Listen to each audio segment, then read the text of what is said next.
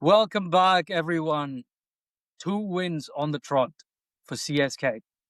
I tell you what, guys, there's nothing like the smell of rain-soaked pavement in the UK. To the ground you are after a week of Indian summer. But honestly, I'd trade the umbrella for a yellow jersey right now. Welcome back to LGW, the Cricket Pulse. I am Will, and today, for the first time in 2 years, the Chennai Super Kings have won 2 games on the bounce. Loy, George, I am feeling the yellow fever all the way in London. It's good to have you back in the groove, Well, George. And I was just debating whether KKR would ever win a game this season. It's Tuesday night, and the MA Chidambaram Stadium just witnessed a defensive masterclass by CSK. A masterclass. I thought it was triangulation. Oh my God, KKR looked like they were batting in a quicksand. But that being said, hi, I'm George. While I've been running errands all day, I did not miss a single shot of Sanju Samson or a single ball of Noor Ahmed Smell. Amazing. Anyhow, you all know my joy knows no bounds to see KKR suffer. Let's jump right in.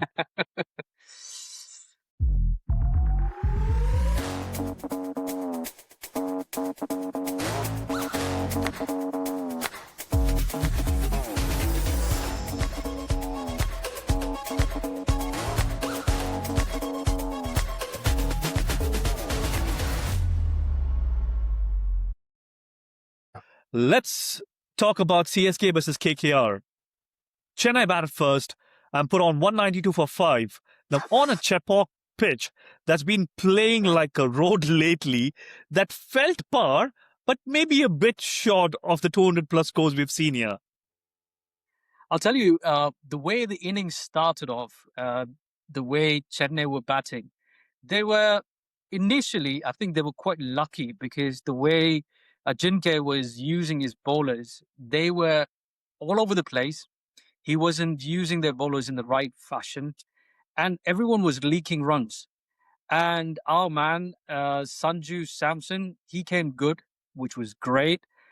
As I mentioned yesterday, I did say he was going to score well, but he missed out on a well-earned 50. Deserved 50. Yeah, but I'll tell you, the bowler who got him, I think he was really good pace bowler. Brilliant attack. He got smacked on the first ball for 6. Then he came back quick, absolutely stump rattling, quick delivery. I think it was somewhere close to about 148 or something like that. Sanju was eyeing the ball straight. The ball was right in his arc, and somehow he was beaten for pace. Look, you have to give credit to some of the KKR paces, but it's really nice to see Tyagi back. I mean, he's been struggling with injuries. I mean, he should have made it to the Indian team a lot before, at least 2 or 3 years ago. But it's really nice to see him back. And Narayan did a decent spell as well. If not, yes, 210, 220 looks certain.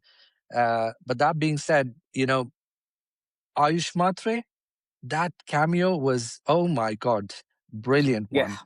And just to tell you, Will, the thing about Sanju is he doesn't play for his own glory.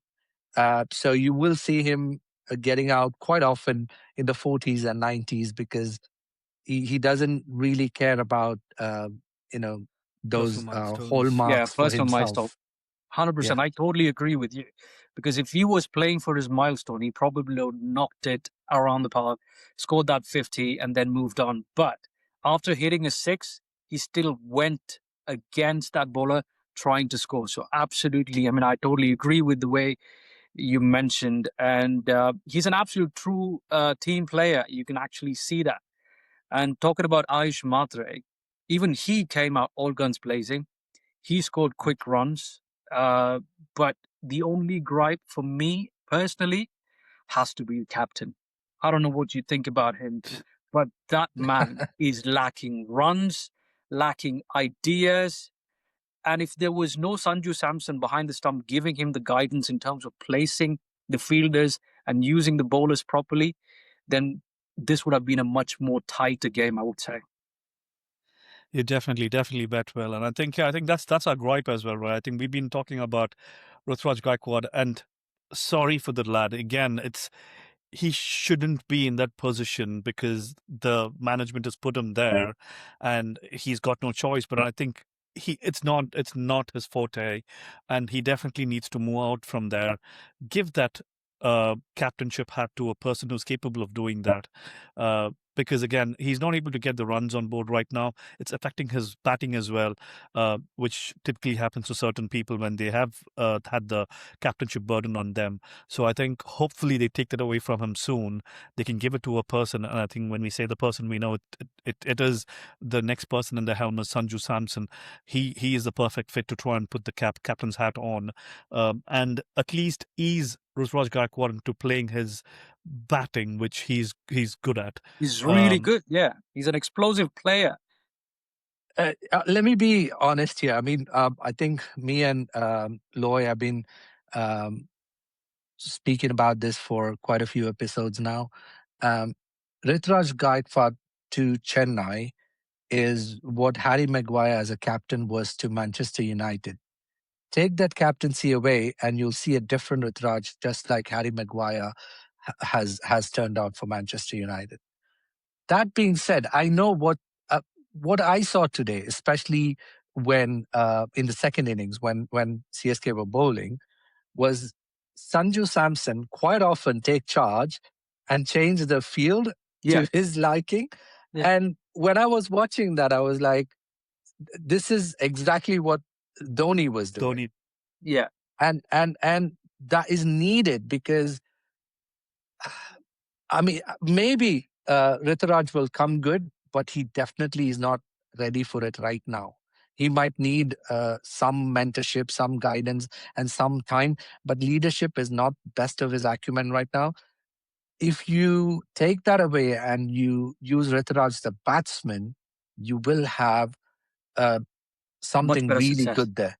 Yeah. And I think Sanju Samson can use a good hand on the opposite side of him as well when they open.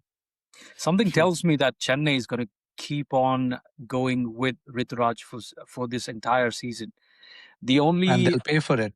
Yeah, that's it's he's lucky that this last two games have turned out good on his favor, because Ritu is not going to be spoken much because of the wins that Chennai have had, in the last two games that they have played, and against, and also they were playing in the home ground as well, so they had full support from the crowd too. But they've lost a lot there. Yeah, they've lost it. But because Sanju performed, now he's in a better position. Now he's thinking, he's much more positive. The last three games when he didn't perform and the team wasn't doing really well, you can actually see so much of, burden or so much of expectation was piled on Sanju to score. When he scored, the team started winning because there's a positivity that's happening. Apart from Sanju, I can't see any other star player in that team. Even though Dhoni exists in the background, he can't come and score the way Sanju would actually score. So there is no such explosive batsman. Ayush Matre, excellent. The boy is young. He's got a huge talent. He's scoring really well. Bribus is coming good as well. Other than that, we want Ritu to perform because he's such an explosive player and he's losing his concentration. And if they start losing the game, then it's going to affect him much more. That's my opinion. And you can see that from his fielding as well. True. And talking of Brevis again, I think he had a lovely day today out there, 41 of 29. Again, well supported by Sarfaraz as well, who came and played a quick cameo of 23. I think all in all, it was a decent effort from Chennai Super Kings with the start which Sanju gave them, along with Ayush Matre. And again, finally, I think as we mentioned earlier, I think they fell short of at least about 20-25 runs over there, because even with Shivam Dubey and Jamie Orton in the finishing spots, the bowling was really excellent. Karthik Tyagi Yeah. did bowl excellent. His 18th and 20th over were beautiful. And I think that completely took away any chance of Chennai to go over the 200 mark. That being said, I think we'll have to go on to KKR's batting, which again was a disaster. Uh, But I and think you have to give credit to Noor there, because he beautiful. literally got both Ajinkya and Cameron Green. Again, another overspent disappointment. Uh, but yeah, I'll tell you what, I like a lot of people in that game, and I can't tell this often enough. So no matter how badly KKR does, I think that is inversely proportional to my happiness. So um, I'm okay to see them squabble and burn. But that being said, if we were to analytically look at it, Rahane and Cameron's wicket was kind of a shock, because Ajinkya is in a really good form. And then when they lose that, the big money guy and the captain, it was difficult for them. But I have to give credit to both Kamboj and Noor. I was really impressed with Kamboj as well. The way Yeah. he kept the length and line, and barely got, even I think Roman Powell as well. He couldn't do much against Kamboj. And that was some really good display of bowling. Um, I Again, the really crucial hope they wicket of can keep that Finalen, form. right, George? Again, he Finn took the Allen. crucial Oh, wicket of Finalen, which is, again, if Finalen gets going, it wouldn't yeah, have been a big target for KKR to chase down.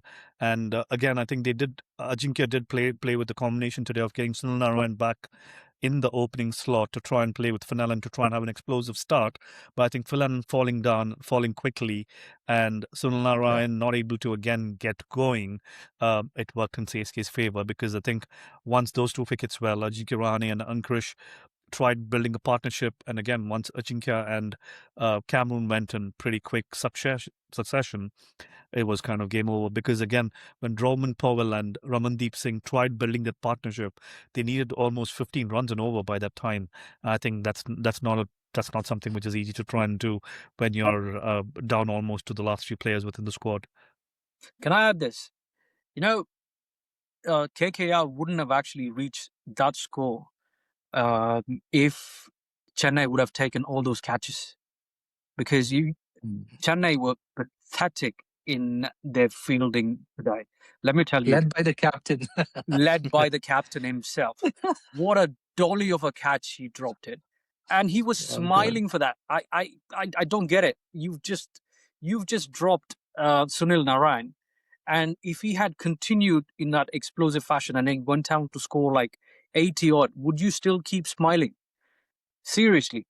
Fortunately, he only lasted like another over, and then he was caught behind, which was Yeah. good. I think, again, the field placement and the bowling idea was probably shared by Samson himself from the back of the stump to the bowler in terms of how he needed to bowl. But Bravis dropped a catch. Bravis was a bit tough one because he was running towards it.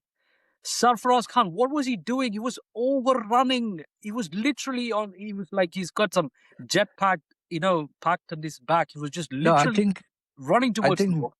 Will, it's also, it is easy for us to say, but then, fielding under the lights can be difficult.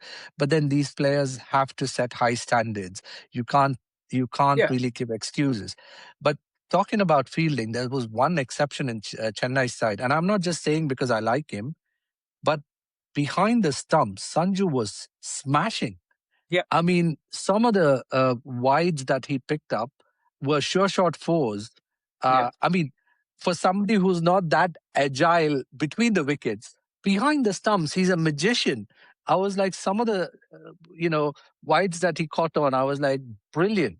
He literally, he would have saved at least 10 to 15 runs just on those, And or if not also, more, actually. some of the runouts, the balls were coming towards him, and he was trying to do the exact same thing what Dhoni does. Instead of catching the ball, rather just tapping the ball like a tennis ball towards the stump. He was just literally tapping the ball, not catching it, and hitting the stumps. And he did that a couple of times. And I could see that this is something that Dhoni would have done quite often. It's one of those tricks that he started off doing it rather than, No, so that's why I said, whether it's the keeping or the batting or leadership, um, the So the only traits. person who's similar to Dhoni is Sanju Samson, and in so many ways they're similar. And I would love to see him lead Chennai. But anyways, talking about leaders, I think I'm happy to see KKR languish at the bottom of the pit. I mean, if there was something worse, I'll be happier. But that said, let's talk about the leader on the other end for tomorrow. Let me Patidar. ask you, let me ask you, George, why are you so against KKR? Maybe our subscribers would definitely like to know. I've already said it in an episode. So two reasons. I mean, one of my favorite places in India is actually West Bengal. But there are two things I hate about that place. One is Mamta Banerjee and her goons. And the second one is KKR. Can't stand them. Their ineffable love for illegal immigrants from Bangladesh and Pakistan just doesn't bode well with me. That's it. I mean, I can't stand them. So I like I said, they can languish in the pit of hell, and I would still uh, multiply my happiness. So let's talk about the captain on the other end tomorrow, which is our team, Rajat Patidar. What a leader! Calm, cool, Tomorrow we move composed. to Chinnaswamy Stadium again, and it is the defending champions returning home after their away games. It is with Lucknow Super Giants, and Rishabh Pant. Yeah. They are returning No, with a lot of noise, right? not Rishabh Pant. It's Goenka.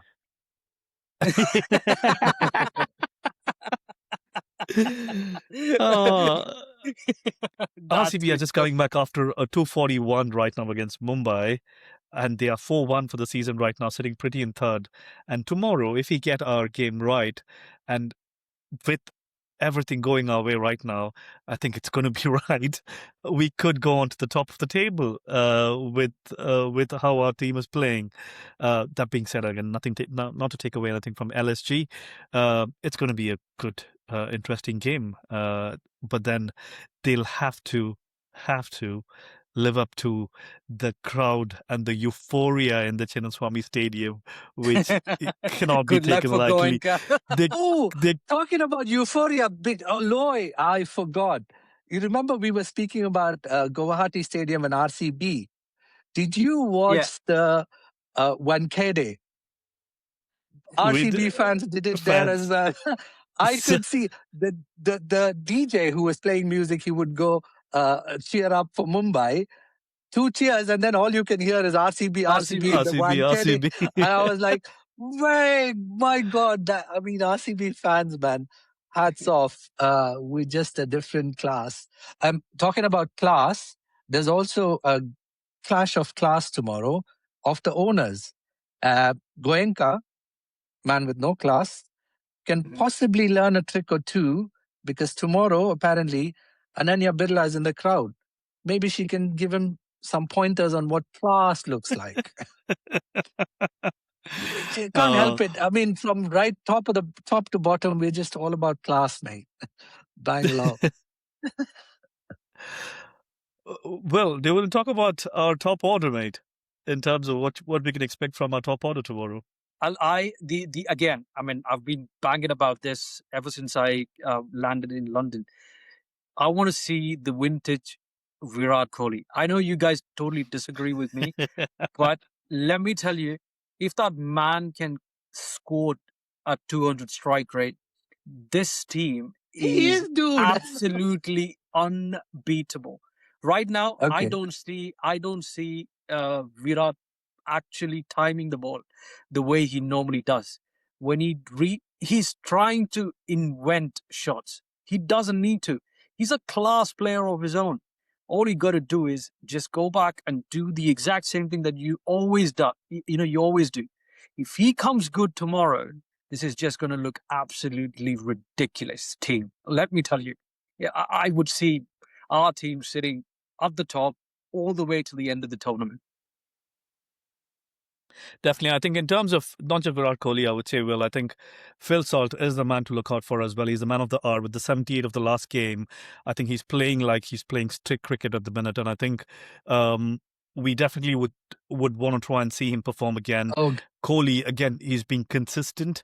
So we're hoping his consistency is going to continue. And again, for your sake, Will, I think let's say Kohli, let's get us 200 strike rate for Will, Yeah. and then Will's going to shut up about, about Oh, your. yeah, I'll be happy.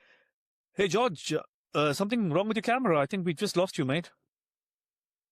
oh no. Sorry, I didn't see that. Hang on a minute. I think the stream stopped. How about now? Yeah, well, we can see you. We can see you now. Okay, sorry about that, Good. gentlemen. That's all right. So, continuing the conversation from where we left off, I think once Kohli is going to get his 200 strike rate, I think we're going to have Will finally shut up, right, Will? Absolutely. But then again, I think Yeah. one thing to do, remember, is I think Kohli did have an injury in the last game. He had his leg wrapped up. He did train for 45 During minutes. Practice today. So again, fingers crossed he's going to be playing, and if he's going to be back. Josh Hazelwood as well, he's not been seen in practice after the last game, so seems to be, and again, one of our key bowlers missing. But then again, I'm hoping that even if Josh is not in, I think Duffy can lead that along with Bhuvaneshwar Kumar. Yeah, but you know what I want to see? I want to see Jacob Bethel, and I want to see him in the place of Shepherd. And I'm happy to be proven wrong, but this IPL, fast bowlers and pacers are going for runs, and what I've seen is the slower and the spinners are conceding less in comparison to pacers. So I would like to see Bethel come in and maybe do some magic with the ball and more so with his bat. So it's the form that he's carrying from World Cup. It's just absolutely a mortal sin to put him on the bench. That being said, like you said, Lloyd, one of the concerns I have is definitely realizing that King Kohli is a human being. I did see him in practice today. I mean, was watching the videos. He was practicing with a wrapped knee. So a little bit of a concern there. And also it's bad news for Mumbai. I think Rohit Sharma's also done some damage to himself, which is sad to see. But that being said, as far as Kohli is concerned, the first 3 games, he's actually struck pretty well, close to 200 strike rate. And I think I would not want Kohli to strike at 200. It depends on the situation. If Salt is going on the other end and if he needs to play the sheet anchor, I would rather have Kohli play the sheet anchor and give freedom to everyone else to bat through, because anytime the king can switch on and change gears, and there's only one person in the team that is capable of doing that. And I want to see Datan Tambaran back in his place as well, because he's in scintillating form. Yeah, I think that's one change I really want to see. Good. And I think in terms of a battle, key matchup, I think Shami and Kohli is something to watch out for as well. Shami has just missed Kohli 5 times in the IPL. But I think, again, Kohli's in a different headspace altogether right now. And I think it's not easy to get him out when he gets going. Historically, RCB lead 4-2 with LSG. And again, this ground, Chinnaswamy, is a run machine, to be honest. It's a batter's paradise with short boundaries in a fast outfield. 400 runs is something which we can look forward to within both the innings, unless LSG are going to have a disaster. I'm not going to go with RCB anyway. Again, go on, I don't think LSG will have the space or the, what can I say? I mean, they wouldn't have the space to even think or hear their own thoughts tomorrow in Chinnaswamy, because that's the 12th man army in the Red Fort is a completely different beast to tame as well. And obviously they can't be tamed, but that's another beast to deal with, which I think Goenka will find it really hard to deal with. So it'll be an interesting battle. But that being said, I'm all RCB in. I don't see an X factor in LSG at all. There is no surprise packages that can come good on a specific day.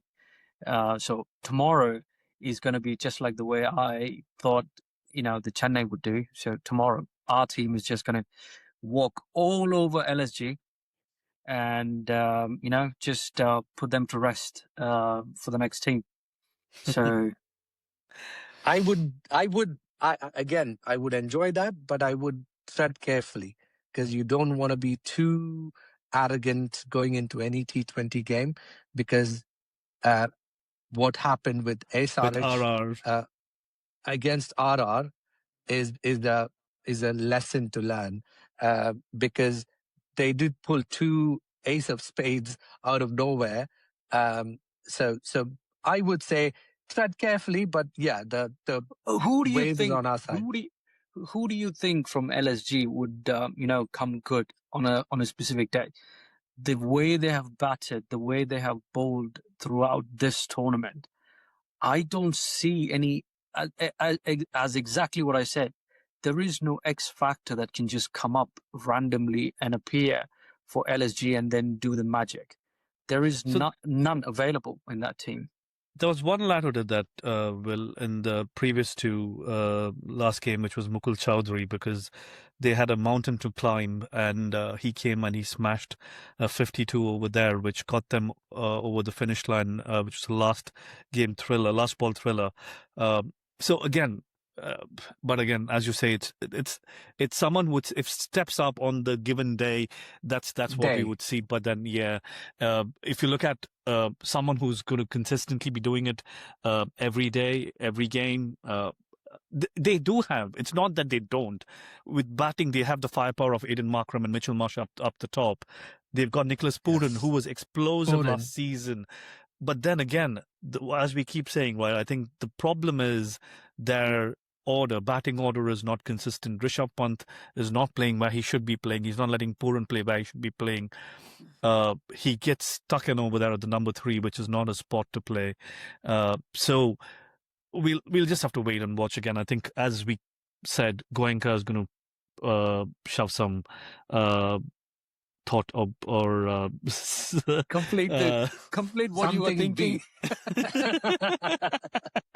Now, look, I would go back to this old adage where they say even a broken clock is right twice a day, right? So all it but takes not going to be is, in this case because this team is run by. You Goenka never know. After and watching captained by SRH, Pant.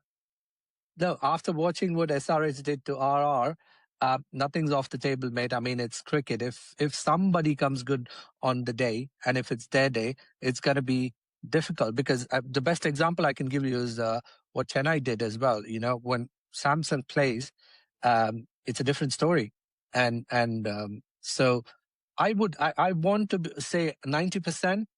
All Bangalore, and actually 100% all Bangalore. But I would say be 90% confident, but 10% wary, because we did lose to RR, and I thought that was a game that we could have won, and a lot of things went wrong on the day, and some things went right as well. But I'm sure our think tank learned something as well. But definitely, yeah, in terms of predictions, I think closing thoughts and predictions. RCB. I think all of us are RCB, so there's no changes to that. So good luck, LSG, for tomorrow. Hopefully, you've got a mountain to climb. No, no, wish you the worst. I don't wish you good luck. No way. Wish you good luck from Goenka is what I meant. Enjoy the Rameshwaram dosa while you are there in Bangalore. No, so but I honestly feel, I'm sure if Miss Birla is there, Mr. Goenka can learn a few things. But like I said, class can't be taught. But I hope he can learn something. Brilliant. With that being said, I think it's that's it for us from tonight. Again, looking forward to an exciting game tomorrow. And yeah, if Phil's going to score another 70, I'm definitely trying to get a jersey from Bangalore over with Salt on it. We should. It's high time. We've missed Yeah, our jersey from last year as well, so it's something to get it this year. Let's rock it. definitely. That's it from us tonight. Thank you. This is LGW, the Cricket Pod. Law here. Adios. Adios is my line, mate. Adios. Oh, Take care. See you in the next one. ciao.